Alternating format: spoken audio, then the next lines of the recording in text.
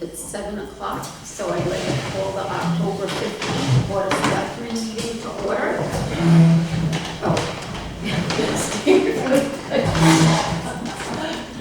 I pledge allegiance to the flag of the United States of America and to the republic for which it stands, one nation, under God, indivisible, with liberty and justice for all.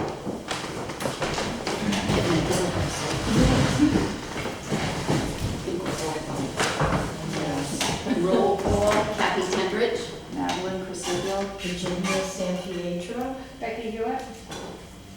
Item C is to approve the meeting minutes from September 23rd, 2019, and to amend the minutes from 7/9 to 2018. So, are there any questions on the September 23rd meeting minutes? I didn't have any. No?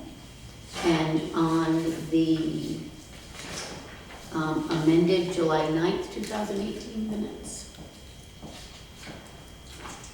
And the reason, just to state why, on page 3, under item 4, in paragraph 4, at the Ethics Commission meeting, what happened is this came up at the Ethics Commission meeting, and they had noted when they read the minutes that originally in paragraph 4, it said Kathy Tendrich noted that the bid unit produces 45 CFM. When they listened to the notes from that, it actually was Mr. Black from the company. So because that was noted that they picked that up, we had to amend those meeting minutes. So that's why this is in here tonight, is to amend those, to just approve that. Well, I make a motion, we approve the minutes from September 23rd, and we approve the amended minutes from July 9th, 2018. I'll second that.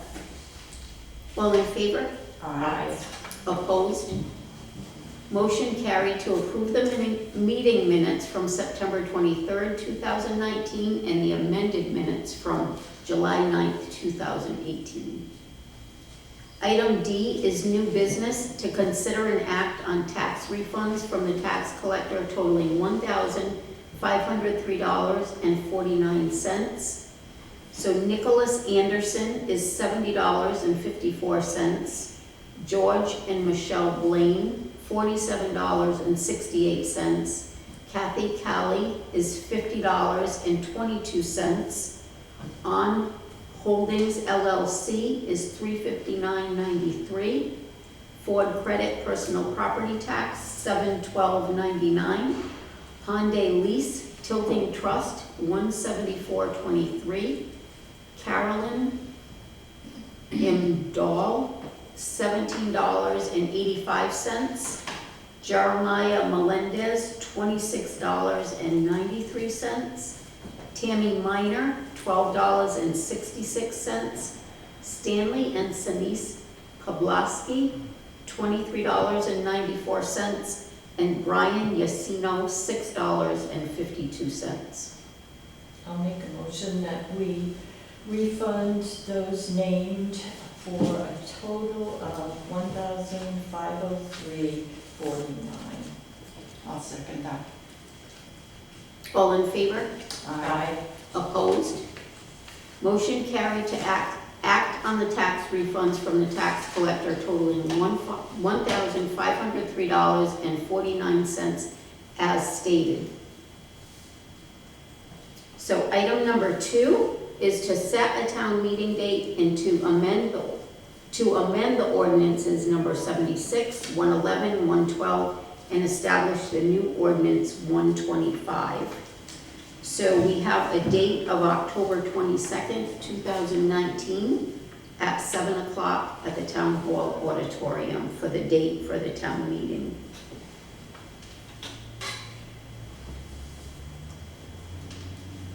So I'll make a motion that we set a town meeting date to amend the ordinances 76, 111, 112, and establish a new ordinance 125 on October 22nd, 2019. I'll second that. All in favor? Aye. Opposed? Motion carried to set the town meeting date to amend the ordinances number 76, 111, 112, and 125 to October 22nd, 2019 at 7 o'clock at the Town Hall Auditorium. So E is other. So there's three different things that I'd like to talk about tonight under other.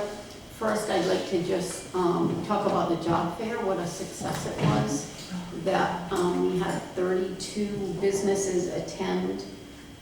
There were 2 businesses that did not end up showing up. That was Colonial Health and Rehab, and we did call them. They did pay for their spot, and they kind of acted like that they had forgot about it and that they would hurry up and come over, but they never did. And then EB, we reached out to them right away. We sent them an email. I got an email from Patrick early the next morning. The person that was supposed to come for EB was sick and they didn't have anybody to cover that person, so that's why they didn't end up showing up. But he said that he really would like to work with the town, and if we do it again, to be a part of it.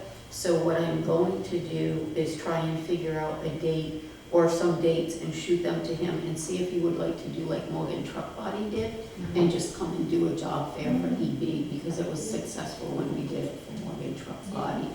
So we had about, going by the packets that we handed out about 150, approximately 150 packets. So I think that it's not as good as the year before. We did 220 last year, but I think the weather had something to do with it. I really do. That maybe that. And the economy, I mean, people are working, so I think it was a little bit of both. I can tell you that I didn't leave here till like 7:15. I stayed and talked to a lot of the businesses afterwards when they were packing up. Most of the businesses were very happy. A couple of them said no candidates really came through that they were looking for. A couple said that some of the candidates just really weren't qualified for anything that That's a they big had. problem in this It area. is, it really is. I was here too and talked to them, and Yep. what I was talking to mostly the healthcare ones, but they said they didn't have one CNA that had a CNA license that came all day, so. The only thing I think that would be important that we advertised in the Turnpike Buyer and stuff, but I think if you're a business that's coming to the job fair, that you should advertise yourself and be like, if you're gonna be at the job fair on this day and where it is, because that would be double advertising, and I think it would help. Even on just social media. Yeah, Put it out there. Was Morgan Trucking here? yes, They do a lot of advertising. yeah. Yeah, we they did do. a lot of that. Yeah. So, I mean, I was happy with it, we'll continue with it. What I thought was interesting is, so this is really my 5th year doing it, because I did it when I was president of the PDA. And there's companies that have been with me the whole 5 years from when I started with the PDA. So I thought that was really interesting that they still keep coming back. Yeah. So that was good. The other thing that I want to talk about, one of the things that I wanted to talk about tonight was on October 7th, I received an email from Mark Rillo, who is the treasurer of the Plainfield Little League. Paul Harrington is the president, and I'll read the email to you. It says, I spoke with the head of the highway department this morning, and he advised me that we get together with the Selectmen's office to discuss the use of an old riding lawn tractor that former department head Donald Tatro gave us to use and maintain at the Park Avenue complex. We have been in possession of this machine for several years, and 2 weeks ago the league spent $250 on maintenance and parts, plus donated labor on this machine. I learned that a town crew member removed this machine last week from the complex. The agenda of the advised meeting is to clear up any miscommunication surrounding the promised use of the tractor. The board members and public community are seeking justification on why this machine was taken back from the Plainfield Little League with zero notice after publicly raised funds helped maintain this machine. So what we did, so that was on October 7th. On October 10th, I set up a meeting.